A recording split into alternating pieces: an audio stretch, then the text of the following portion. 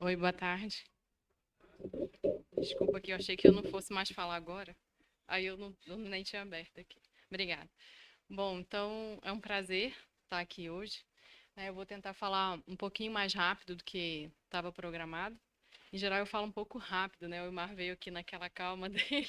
Vou tentar não falar tão rápido, né? E tentar falar aí no máximo em meia hora. Mas qualquer coisa, Gustavo, Danilo vai falando aí, tá? Tranquilo. Tá, então, né, eu sou professora lá da Universidade de Brasília. Então, para quem não conhece Brasília, né, Brasília, né, tem o plano piloto, ali a área central tem aí no formato de um avião. A Universidade de Brasília, né, o campus que eu fico, fica bem aqui na Asa Norte, né, bem central. E Brasília é conhecida aí, né, pela arquitetura, né, da Oscar Niemeyer. E uma coisa que é importante de Brasília, que eu aprendi durante a escola de dinâmica, né, é que lá também tem várias bicicletas e é possível de bicicleta você conhecer a cidade toda, né? Então eu achei isso aí muito importante, né? O pessoal que foi lá me ensinou isso. Então agora eu coloco aí que a gente também tem as bicicletas lá em Brasília, né? E a gente consegue, né? Eu ainda não fiz isso, mas vou visitar Brasília de bicicleta. Mas vamos lá. Eu sou do Departamento de Engenharia Mecânica, eu faço parte do programa de pós-graduação em Ciências Mecânicas. E sou do grupo de pesquisa, o grupo de dinâmica de sistemas é meu grupo de pesquisa, né, que atualmente eu sou líder, então quem quiser aí seguir a gente no Instagram, tá? Segue lá.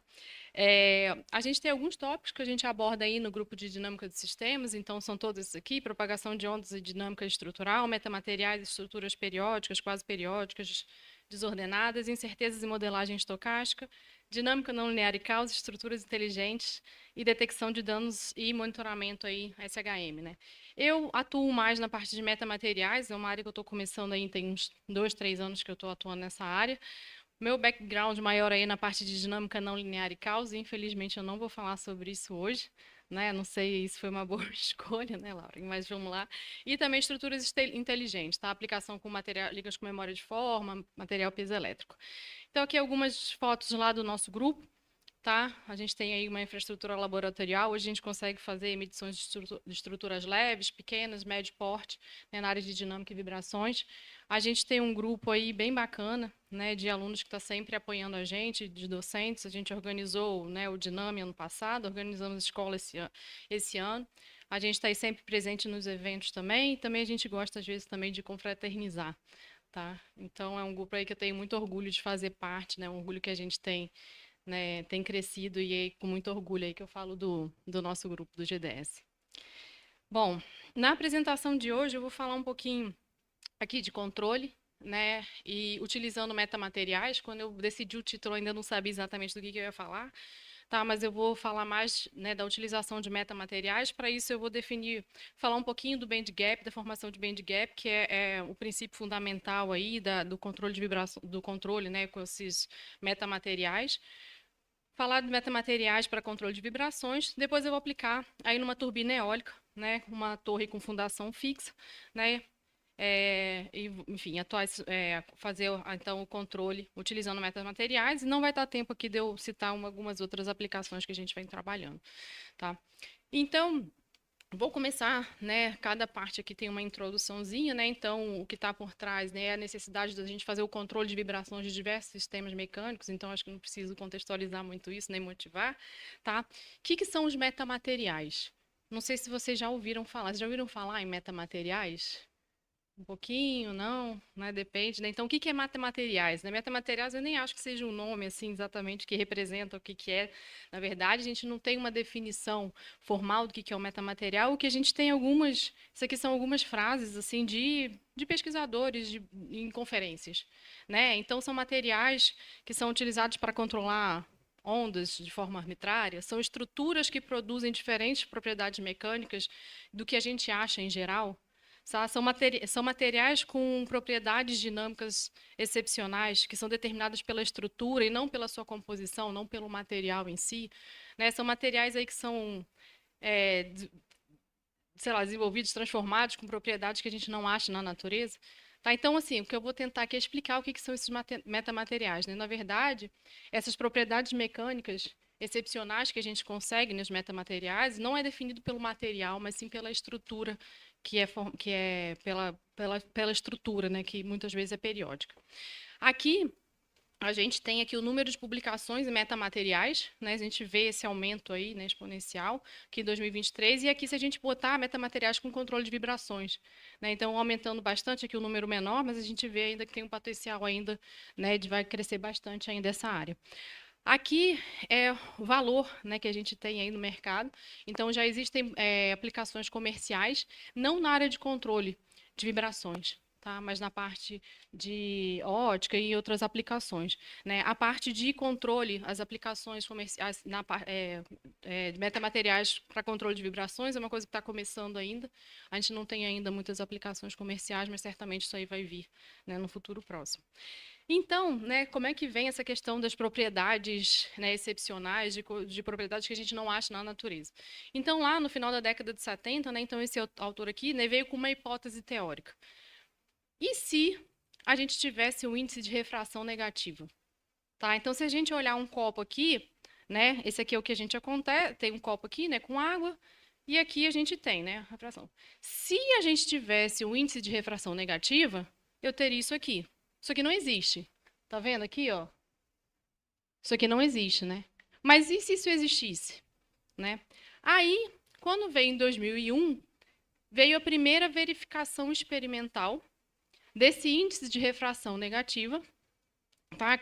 Foi o primeiro metamaterial produzido aqui numa fibra, numa matriz aqui de fibra de vidro, né? Com, enfim, materiais comuns, tá?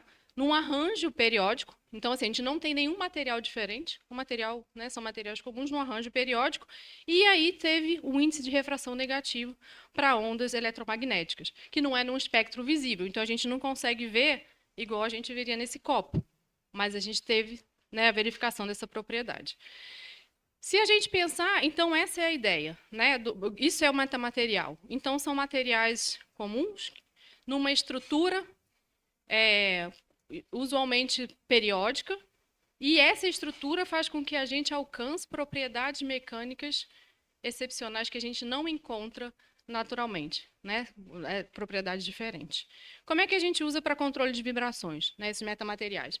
Então, tem duas, que é o band gap, né? Band gap é uma faixa de frequência em que a gente faz esse controle de vibrações, tá? Tem dois fenômenos, né, que são diferentes, que é o Bragg scattering e a ressonância local. Para falar do Bragg scattering, eu vou falar aqui bem rapidinho aqui, do número de onda e do comprimento de onda. Então, se eu pegar uma corda e começar a excitar ela aqui harmonicamente, e ela não tiver fim, né, então ela não vai bater e voltar, eu vou ter o quê? Esse comportamento aqui, que é um comportamento harmônico no tempo aqui, né, e no espaço. Então, se eu pegar essa corda aqui, que eu estou excitando aqui harmonicamente, aqui está a minha excitação. Se eu pegar um ponto qualquer dessa corda e seguir, esse pontinho aqui preto, eu vou ter o quê? No tempo, eu tenho um comportamento harmônico, né?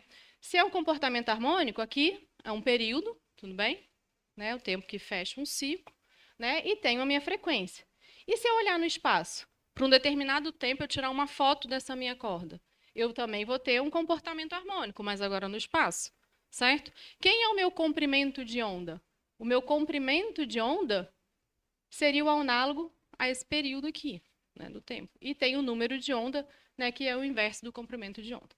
Tá? Então, isso aí é só um parênteses para a gente entender o Bragg scattering. Então, o que é esse Bragg scattering? Eu tenho aqui uma estrutura periódica, lembra que eu falei? Então, usualmente, a gente vai ter estruturas periódicas. Aqui eu tenho esses círculos aqui, são...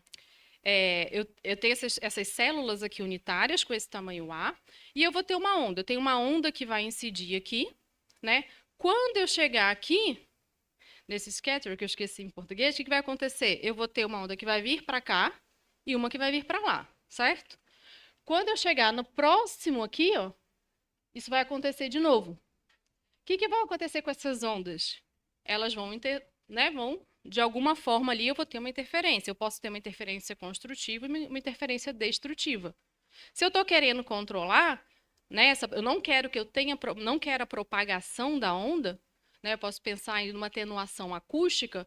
Eu vou fazer o quê? Com que essas ondas elas sejam defasadas de π. Porque se uma está para cima, uma está para baixo, aí eu vou ter uma interferência destrutiva. Então é isso que então é isso. Então eu vou pegar essa distância aqui e vou fazer de forma com que essas ondas aqui, elas sempre vão ter uma defasagem de π. Então, com isso, eu consigo essa interferência destrutiva. Então, esse tamanho dessa célula unitária depende de quem? Daquele comprimento de onda. Tudo bem? Então, aquele comprimento de onda ele vai ser importante para a faixa de frequência que a gente quer atenuar. Aqui é o número de onda, que é o inverso do comprimento de onda. Não vou entrar aqui muito em detalhe, mas basicamente aqui o número de onda eu tenho a parte real e imaginária, e se eu tenho só a parte imaginária é porque eu não tenho propagação de onda, e aí eu consigo atenuação acústica. Tá? Então, isso aqui é o fenômeno de Bragg scattering que a gente tem. Então, eu estou excitando o meu sistema aqui em várias frequências, e quando eu tenho esses picos aqui, é quando eu tenho as frequências de ressonância, a maximização. E aqui nessa faixa toda aqui, não passa nada, tá vendo? Eu não tenho frequência aqui que responde nessa faixa. Isso aqui funciona bem, mas qual é a limitação? Eu tenho a limitação do número de onda, lembra? Então, eu não consigo fazer esse efeito de controle para frequência muito baixa, porque eu precisaria de um espaçamento muito grande, de células muito grandes. E aí, então, funciona bem, mas eu preciso de altas frequências. E para baixas frequências, a gente tem outro tipo de formação de band gap, que são os ressonadores locais, né, que é parecido à mesma ideia dos absorvedores dinâmicos de vibração. Deixa eu ver aqui se eu tenho que trocar aqui, que assim não consigo.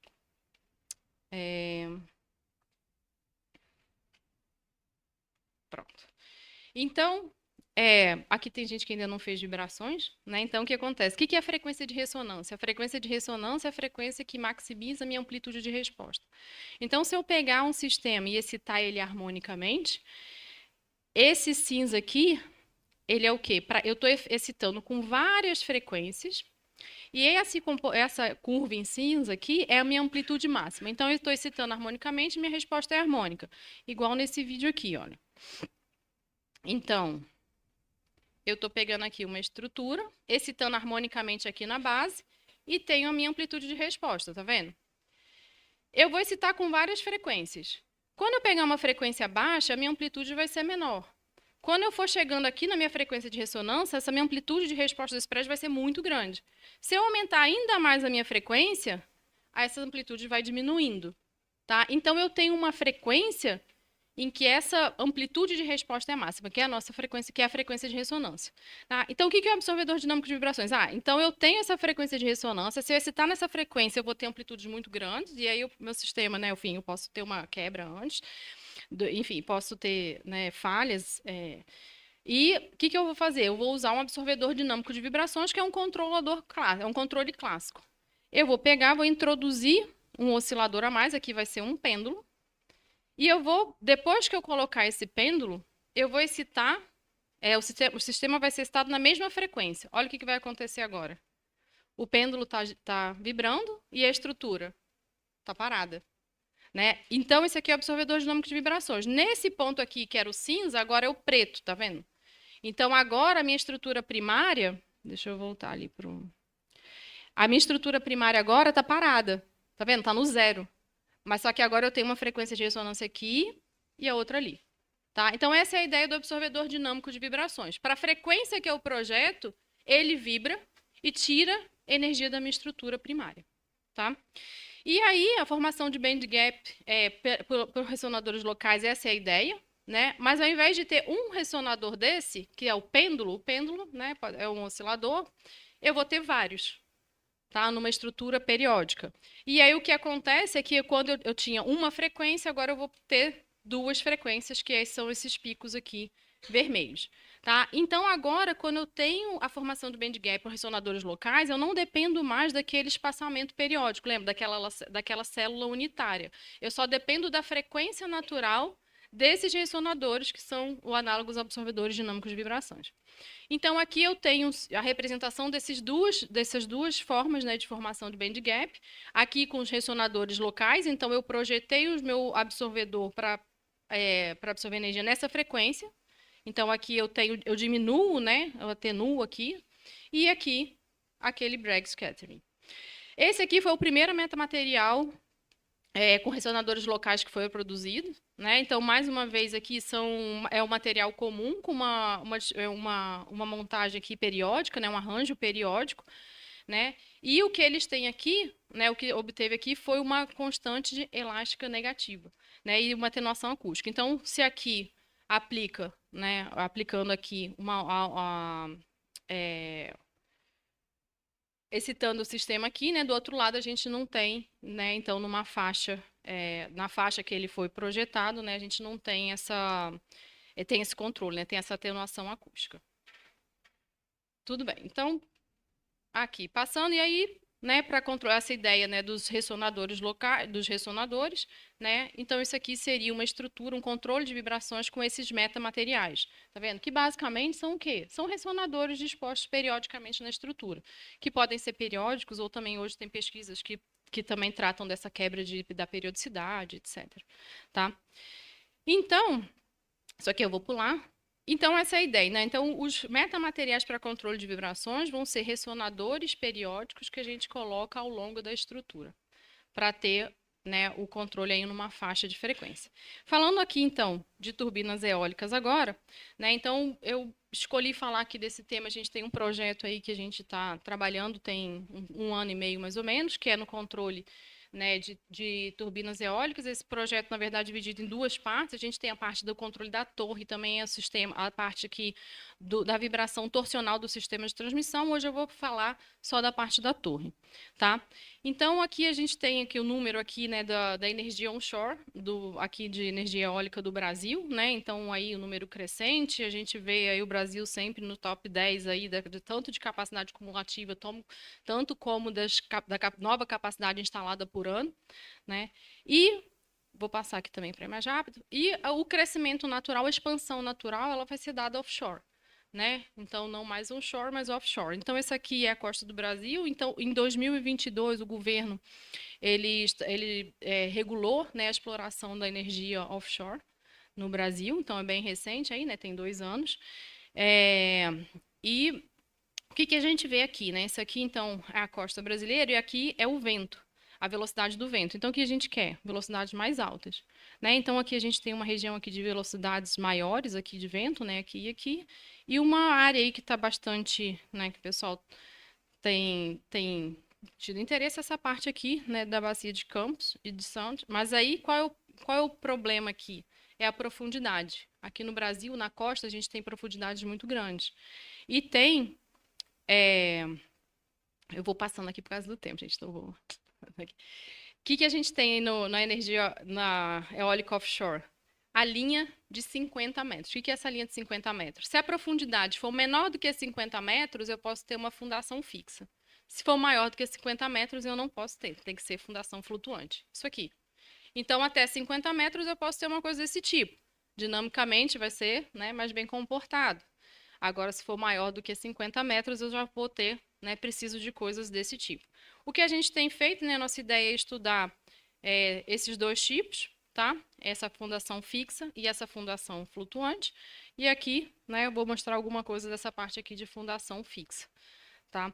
No Brasil, né, pela exploração de petróleo, tem muita expertise aí em águas profundas, mas se a gente pensar em turbinas eólicas, é muito diferente, né? A gente tem lá uma plataforma, uma fundação flutuante de uma turbina que é enorme, que tem um peso enorme lá na nacelle.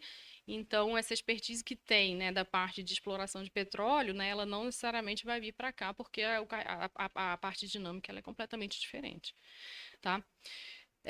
Então, aqui, se a gente olha aqui a turbina, tô sem relógio. Aqui a gente tem uma parte, né, que vai ser mais, tem a parte aerodinâmica, a parte estrutural, né, a parte hidrodinâmica, e essas coisas elas também podem interagir, aí vai depender, né, enfim, da turbina, assim, né, do quão esbelta ela é, do carregamento, então eu posso precisar de um modelo aeroelástico, enfim. E o que a gente tem de carregamento, né, se eu penso em turbina offshore? Então a gente tem o vento, e aí o vento ele vai dar dois carregamentos principais, digamos assim, em termos de causar vibração indesejável, né, digamos. Então eu tenho o vento que ele vai incidir ao longo da torre, tá? Então, toda essa torre aqui, eu vou ter um vento que está incidindo e vai fazer a minha torre vibrar. Eu tenho um vento que incide aqui e vai fazer nas pás e vai fazer as pás girar. Mas, além das pás girarem, elas vibram também. E essa vibração das pás, eu também tenho que levar em consideração aqui né, no carregamento da torre. E, se eu estou falando de offshore, a gente também tem o quê? As ondas. Tá? Então, esses aí seriam os carregamentos principais. Então, se eu pensar aqui nessa turbina aqui que está com uma fundação fixa, eu tenho aqui esse modelo, né? Então, eu tenho uma parte aqui que está submersa, tem a parte aqui né, que está para baixo aí do solo, tem essa parte que está para fora, e tem aqui o carregamento das ondas, tem o carregamento do vento aqui ao longo da estrutura e o carregamento do vento aqui, que seria que vem das pás vibrando, tá? E aí, dependendo, pode ser necessário que eu tenha um modelo que faça essa interação fluido-estrutura, né, do vento aqui com a torre, ou no caso principalmente de fundação flutuante, né, do fluido, né, com a fundação, ou também existem modelos estocásticos que fazem, né, que traduzem, né, esse carregamento da onda e do vento aqui como uma força, tá? Esse aqui uma resposta aí bem característica dos carregamentos dinâmicos e das frequências. Então, lembra que eu falei da frequência de ressonância, que é a frequência que maximiza a amplitude de resposta? Quando eu olho para a minha turbina, né, para a torre, eu vou ter várias frequências, né? Um sistema contínuo tem infinitas frequências de ressonância. Então, aqui eu vou ter a frequência de ressonância, que é a torre balançando, eu vou ter frequência de ressonância das pás também. Então, cada pico azul desse aqui é uma das frequências de ressonância do sistema. O que acontece se eu excitar o meu sistema nessa frequência? As amplitudes vão ser muito grandes. E quais são os carregamentos que eu falei, lembra? O vento. O vento excita em frequência bem baixa, que é esse marrom aqui, tá vendo? Então, né, ele está aqui baixinho. Aqui são as ondas, que é esse vermelho aqui. E eu também excito o meu sistema na frequência de rotação das pás. Então, esse 1P é a frequência de rotação. 3Ps é o quê? Porque eu tenho 3 pás, então eu também vou ter uma frequência em 3Ps e assim vai.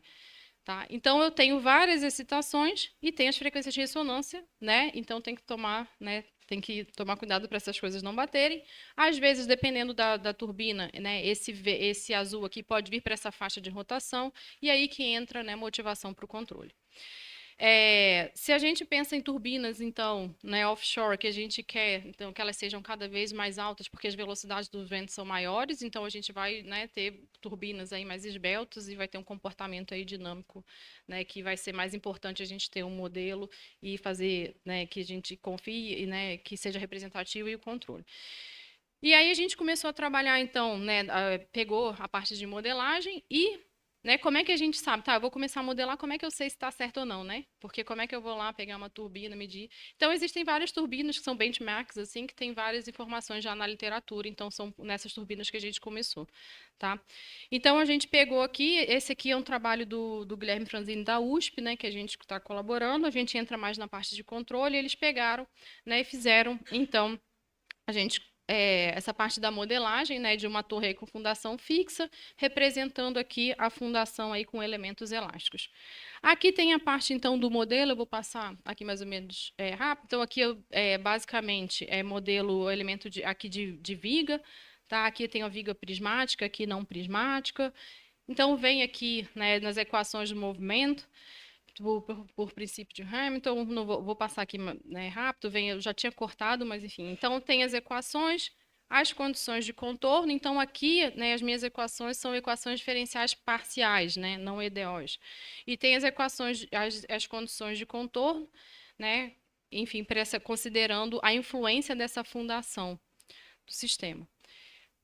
A resposta, então, a gente faz uma resposta a partir de uma expansão modal, né? Então, para quem já fez vibrações, o sistema, né, o sistema tem. Lembra que eu falei das frequências de ressonância? Quando a gente excita ali perto das frequências naturais, para cada frequência natural um modo de vibrar, e a gente faz a resposta do sistema é obtida como uma combinação da resposta na base modal, pegando vários modos, assim. Isso aqui foi rápido, mas vamos lá. Estou aqui na corrida. Então, aí aqui, né, com esse modelo, né, que é um modelo reduzido analítico, né, a gente então tem os modos de vibrar, que são os dois primeiros modos de vibrar, né, de uma torre que tem, né, uma torre comercial e que tem um parque eólico. Tá? Então, com esse modelo aí, a gente tem um modelo ali analítico reduzido que a gente consegue ter, então, né, essas frequências de vibrar. Então, o que a gente fez, então? Vamos botar um metamaterial. Né? Então, a gente quer um modelo que seja representativo, que a gente é legal ter um modelo analítico, que a gente consegue. Aqui é a comparação com métodos de elementos finitos, né? Mas elementos finitos, se eu quiser mudar alguma coisa, seja a altura, o diâmetro, né? A gente tem que refazer tudo. Se eu tenho um modelo analítico reduzido, né? A gente consegue fazer, né, uma análise de sensibilidade muito mais fácil. E aí, né? Vou então botar os metamateriais na torre, tá? Não sei se vocês já viram isso aqui. Isso aqui um absorvedor dinâmico de vibrações, né, de um prédio que tem, né, no Japão tem alguns, lá tem lugares que tem, né, terremoto, né, então a ideia é que você bota, né, um absorvedor dinâmico de vibrações lá em cima do prédio, né, e isso aí faz aquele papel daquele videozinho do vídeo que eu mostrei, tá? Tem alguns trabalhos na literatura que essa é a ideia, né? Então pega lá a torre, lá dentro da nacelle bota lá um pêndulo. Ou bota esse aqui, né, que é um túnel, uma coluna, né, de líquido aí. E aí qual é o problema? A nacelle está cheia, né? Assim, né? O sistema de transmissão está lá em cima, né? Então como é que a gente vai colocar, né, esse ADV lá em cima? Então a nossa ideia, né, é o quê? Não vamos usar um metamaterial, que a gente vai distribuir, né, em vários ressonadores. A ideia é fazer isso ao longo da torre. E aí a gente teria módulos menores, né, e não um absorvedor grandão lá em cima. Aí, quando a gente faz a expansão modal, a gente, ao invés de trabalhar com uma equação diferencial parcial, a gente vai trabalhar com equações diferenciais ordinárias, né, com EDOs. Então, no fundo, né, a gente consegue, trabalhando na base modal, trabalhar com um conjunto de EDOs, né, que é o que estaria representado aqui, né, nessa matriz de rigidez. E o que a gente fez? Pegou esses metamateriais e fez diferentes distribuições. Então, colocou eles mais embaixo, mais em cima, e igualmente espaçados. Aqui são os resultados. Então, assim, em verde, aqui é a frequência da torre, sem nada, sem metamaterial. Aqui é a primeira frequência e aqui é a quinta frequência. Por que a gente pegou a quinta e a primeira? Né? Vamos lá. Então, aqui, esse pico aqui é o pico que eu quero tirar. Tá? Quando eu coloco um ADV, que é o clássico, é o vermelho. Tá vendo? Olha. Então, agora eu tirei esse pico aqui que eu tinha, eu não tenho mais. Eu reduzi bem, mas eu tenho esses dois picos. Beleza? Né? Eu tenho essa faixa aqui. Quando eu coloco os metamateriais, né, que são esses distribuídos, eu tenho três configurações. A configuração que eles estão embaixo, na base, tá vendo aqui que ficou bem ruim, né? Por que ficou bem ruim? Como é que é o primeiro modo? Eu estou controlando o primeiro modo. É esse aqui, né? As minhas amplitudes maiores são aqui. Eu estou colocando todo mundo aqui embaixo. Então, meu desempenho ficou ruim. Quando eu coloco lá em cima, para esse modo funciona super bem. Né? Por quê? Porque é onde tem minhas maiores amplitudes. E igualmente distribuído ficou no meio. O que é isso aqui? Isso aqui é o que dá a largura do meu band gap. A largura do band gap depende de quê? Da razão de massa, que é a massa de todos os ressonadores dividido pela massa total, e a frequência que eu quero tirar a energia do sistema. Se a minha frequência é muito baixa, essa minha faixa é muito pequena, né, para uma mesma massa. Né? Então, o que acontece? A dificuldade, né, é ter uma faixa grande aqui para frequência baixa. Quando eu chego para uma frequência mais alta, de 5 Hz, aí já muda um pouco. Né? Então, aqui, quando eu tenho o absorvedor dinâmico, tá vendo aqui, que é o clássico, eu tenho um desempenho pior do que os metamateriais. Né? O metamaterial consegue alargar essa faixa. Né? E aqui também entra a forma modal, que ela é diferente também. Né? Então, o que a gente está investigando agora, assim, quais os modos que a gente quer atenuar? É o primeiro e o segundo? Porque a distribuição para eu atenuar o segundo modo, né, essa distribuição aqui, se eu quiser atenuar o segundo modo, é diferente do primeiro. Né? Eu quero atenuar os dois, então eu posso ter alguns ressonadores que vão ficar para o primeiro e alguns para o segundo, ou ressonadores que podem ter frequências distintas. Né? Essa aí que a gente está vendo agora. E a gente também pode ter ressonadores que eles não são tunados, não são projetados para absorver para a mesma frequência. Então, eu posso alargar ainda mais a minha faixa de atuação, né, se eu pensar que cada um desses ressonadores vai ter uma frequência de ressonância diferente. Então, eles vão conseguir absorver energia numa faixa maior. Então, aqui, né, de forma rápida, que eu falei correr, é isso que a gente, né, tá mexendo na parte de controle aí com turbinas eólicas. A gente tem outras aplicações aqui que eu vou passar, inclusive algumas envolvendo não linearidade, né, só para falar alguma coisa de não linearidade. Então, tem estudos que mostram que se esses ressonadores forem não lineares, a gente consegue alargar ainda mais a faixa, né, de atenuação deles. Então, isso a gente está estudando também, né? E como próximas etapas, né? Então os resultados numéricos e analíticos, eles estão, né, enfim, foram muito promissores, assim, né, de acordo com o que a gente vê também na literatura, e o que a gente está fazendo agora é passando para a parte experimental. Então a gente escolheu, né, está escolhendo uma turbina para fazer para construir ela em uma escala reduzida, né? E aí um dos desafios é fazer, né, como vai ser essa metaestrutura, esse ressonador que vai ser colocado ao longo, né, da torre.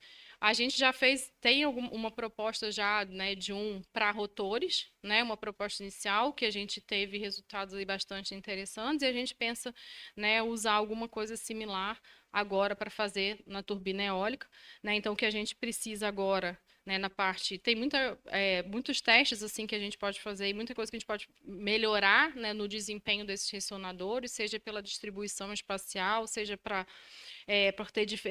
quebra de simetria também, que é uma coisa que a gente está avaliando, e também por ter diferentes ressonadores, e o projeto desse ressonador mesmo, né? Como é que vai ser cada um desses ressonadores, tá?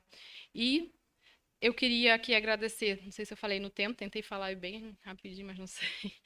Então, queria agradecer aí, né, meu grupo de pesquisa, né? Então, botei aqui, na verdade, os nomes aqui das pessoas que estão mais envolvidas aí nesses resultados e os que eu não falei, na verdade, são o professor Adriano Fabro, a Laís, né? Aqui são 2 alunos de doutorado, o André Brandão, o Nicolas. O Vinícius é um aluno de graduação que está se formando e eu acho bacana porque ele está trabalhando com essa parte do modelo, né, de fundação fixa. Então, eu não trouxe para cá toda a matemática, né? Aqui ficou simples, mas assim, é um sistema que não é tão. Tem algumas particularidades, os modos não são ortogonais, mas ele é um aluno de graduação e a gente foi construindo, né? E ele chegou num nível aí bem avançado. E também agradecer a colaboração, né? Então, nesse projeto aí a gente está trabalhando com o pessoal da USP, Guilherme Franzini, Celso Pérez, Marcelo Sávio do FRJ, tá? E agradeço aí, né, vocês aí que estão aqui na plateia me ouvindo. Obrigada.